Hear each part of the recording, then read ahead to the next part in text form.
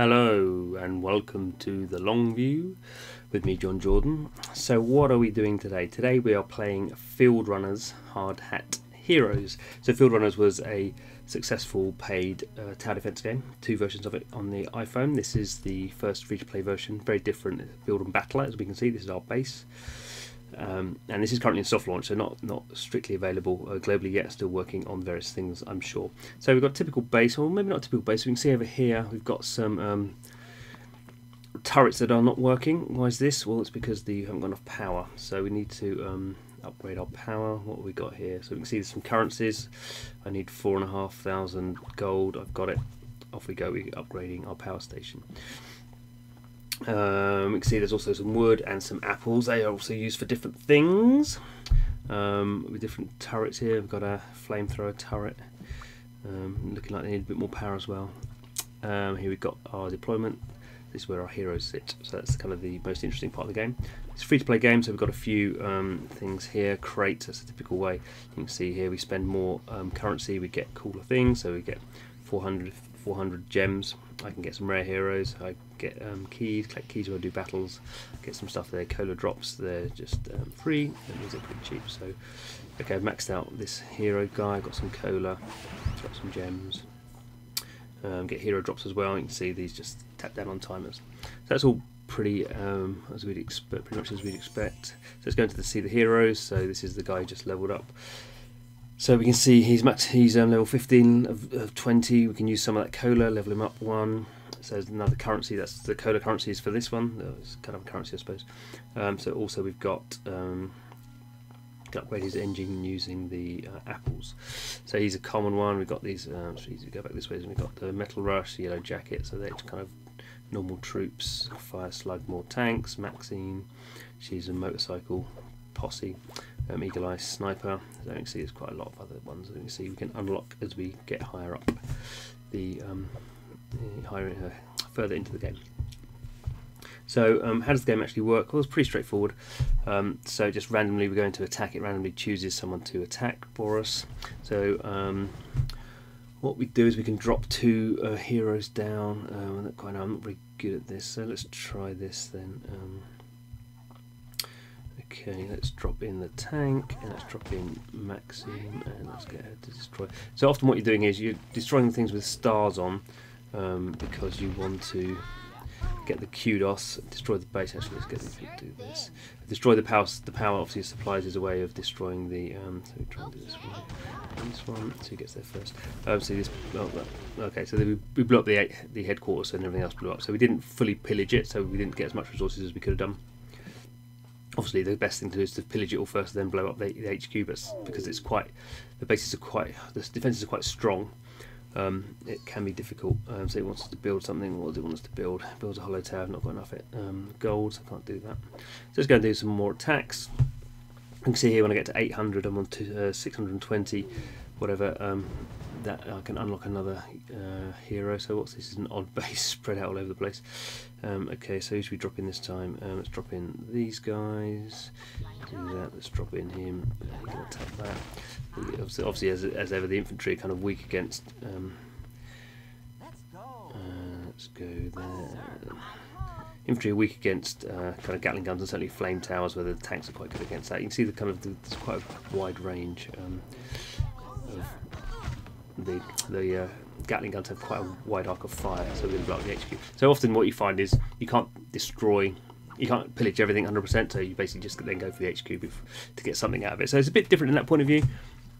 There's a bit of variation there. Keep attacking, so there is an energy system that kind of limits you to this. So again, this is a bit odd.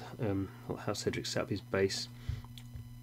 I'm trying to look for where you can obviously get to towers and HQs. So he's built his HQ there. Okay, well let's get a bit of kudos by attacking that. Let's drop him in on the HQ. Oh, there's some.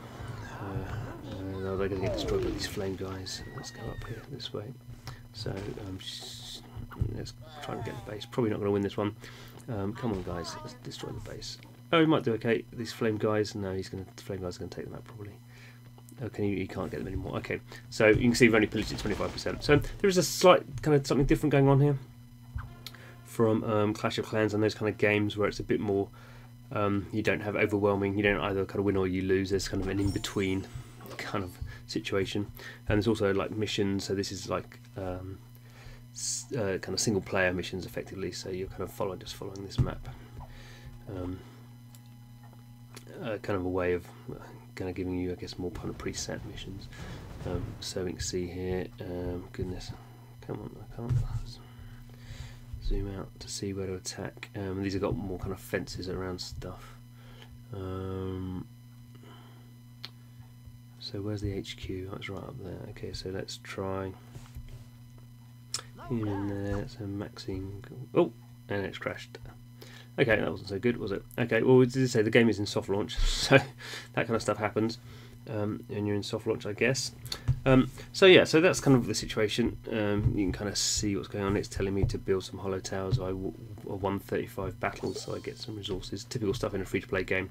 A kind of an achievement list. Builders, builds, crates. So I've got some more crates. I've got 50. Yeah, so by winning those battles, got some more keys. So I do a soldier crate, and I get some. So I've not maxed him out, but I've added some more cola. So we can go back and see this hero, the fire slug. So he's now up to level 10. Can use a cola, get him to 11. Use up some apple. Okay, so it's just a typical thing where, you know, there is a good meta game in here. So it's something that a Clash of Clans, the meta game is all about building up your base. This has the base, which you don't really spend so much time on. I guess I could make this nicer if I wanted to, but I'm not really bothered at the moment. I could build fences and such like, but you kind of have the heroes as adding kind of an extra kind of interesting gameplay element, extra resource kind of sink as well, which is kind of what you want in these games. I guess the one thing that I would think most about this kind of game is about really the meta game, how deep it's going to go. And the other thing is, while this genre is not particularly good for autoplay, so autoplay is particularly good in RPGs where you don't really care how the mission goes. You just want to kind of get the resources, because resources is kind of what you care about in these free-to-play mobile games in the long term. Certainly if you're playing for more than a month, it's all about resources and going, oh, I really want to unlock I don't know, Snow Leopard. I really want to get to Snow Leopard, and speeding through, not really caring that I've got to have 1,000 kind of attacks. I think maybe the game designers think because you have this situation where you can just go for the HQ, you don't really care about the resources, that will kind of progress you up in terms of kind of XP, but you probably need the resources as well to do it, so each battle is more interesting than potentially it needs to be. But I guess this is the mix that designers are really thinking about now, between certainly Western designers thinking about gameplay and metagame, how you balance those two things up. Asian developers tend not to care about gameplay at all and all about metagame. Western developers tend to focus a bit more on gameplay. There is, I think, a creative kind of dialogue tension at the moment in the free-to-play mobile space about how you deal with that. I think some people, certainly in the West, feel the Asian developers are too far meta, and that's not really interesting for the audience, for Western audiences. And to be, you could argue obviously a game like Clash of Clans, Boom Beach, some of these are games that have made hundreds of millions of dollars in revenue, and they have a quite strong, they're much more focused on the gameplay. So it's not an either-or thing. It kind of depends a little bit on what you're doing. The one thing that as I've been playing this game though more, I do kind of not worry about, but I'm surprised really that the designers, the game developer, which is Subatomic, haven't used more of the idea of field runners as a tower defense game. There's no tower defense elements in this at all, whereas you can actually build tower defense in to the gameplay. So there's a game called Royal Revolt 2, or there's Royal Revolt and Royal Revolt 2, which is the one that's currently live, which has a tower defense system in it. So you build a base, and then you place effectively turrets and defences, and you kind of build a kind of a entry into your base that the enemy have to go down. So there is a tower defense element in there.